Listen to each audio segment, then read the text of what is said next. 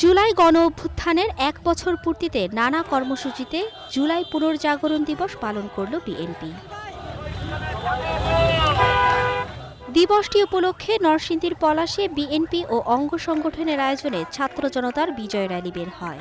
এতে অংশ নেন বিএনপির স্থায়ী কমিটির সদস্য ডক্টর আব্দুল মুইন খান। এ সময় তিনি বলেন, দীর্ঘ ১৬ বছর আওয়ামী লীগের জুলুম, অত্যাচার, খুন গুমের ফলে মানুষের মধ্যে যে ক্ষোভের সৃষ্টি, তারই বহিঃপ্রকাশ ঘটেছে ২৪-এর ৫ই আগস্ট। দীর্ঘ ১৫ বছর তারা জুলুম, অত্যাচার, নির্যাতন, গুম, খুন, মামলা, হামলা দিয়ে বাংলাদেশের ১৮ কোটি মানুষকে অতিষ্ঠ করে ফেলেছিল। ৫ই আগস্ট ২০২৪ সাল বাংলাদেশের ছাত্র জনতার অভ্যুত্থানে স্বৈরাচারী আওয়ামী লীগ সরকারের পতন হয়েছিল। নীলফামারীর ডিমলায় ইসলামিয়া ডিগ্রি কলেজ মাঠ থেকে বিজয় মিছিল বের করে বিএনপি।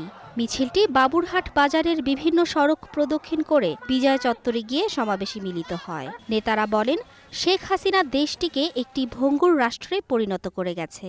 নতুন বাংলাদেশ নির্মাণে সবাইকে ঐক্যবদ্ধ হয়ে কাজ করার আহ্বান জানানো হয় এই কর্মসূচি থেকে। ছাত্র জনতার বিজয়ের বর্ষপূর্তিতে জামালপুরে বিজয় র্যালি ও সমাবেশ করেছে বিএনপি। শহরের প্রধান প্রধান সড়ক প্রদক্ষিণ করে গেটপাড় এলাকায় গিয়ে সমাবেশের আয়োজন করা হয়। Mithila Anjum, star news.